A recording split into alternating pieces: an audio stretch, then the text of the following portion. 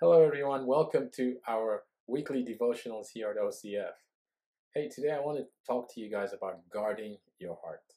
Proverbs 4:23 says, "Guard your heart above all else, for it determines the course of your life." You know, when the Bible says we should do something that will affect the course of your life, I think we should pay attention to that. See, that same word guard was the same word that was used when talking about Roman soldiers who would watch over prisoners. And if a Roman soldier was to lose a prisoner under his watch, that meant that he was going to lose his life. So the Bible uses this same word to illustrate how important it is for us to guard, to watch over our hearts, because it determines the course of our lives. And we need to guard our heart against so many influences out there.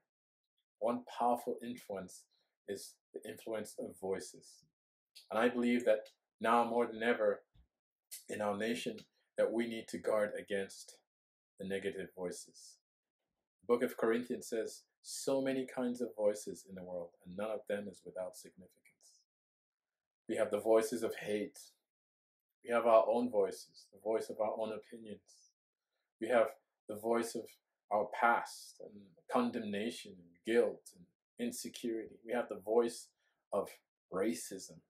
We have the voice of the media and community and all the social outlets and all the other voices and negative influences that I'm sure that you're well aware of. We need to guard diligently against these voices on a daily basis because they can determine the course of our life. See, in the midst of this national unrest, there was somebody who chose to listen to the right voice. See, because as much as there are many voices out there, we can choose the voices we listen to. And it was George Floyd's brother. He chose to listen to the voice of love. He chose to listen to the voice of love over hate. He chose to listen to the voice of unity over disunity and racism. And he spoke out against the violent protests. And he spoke in love.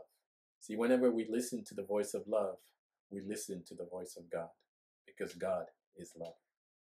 The Bible says, love is patient and kind. Love is not jealous or boastful or proud or rude. It does not demand its own way.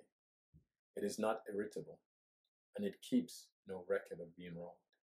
It does not rejoice about injustice, but rejoices whenever the truth wins out. Love never gives up, never loses faith, is always hopeful, and endures through every circumstance.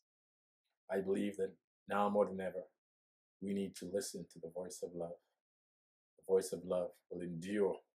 The voice of love will always, always bring about unity. I want to encourage us to guard our hearts above all else, to be very intentional about what we listen to, who we listen to choose to listen to the voice of peace, the voice of love, the voice of God. God bless you.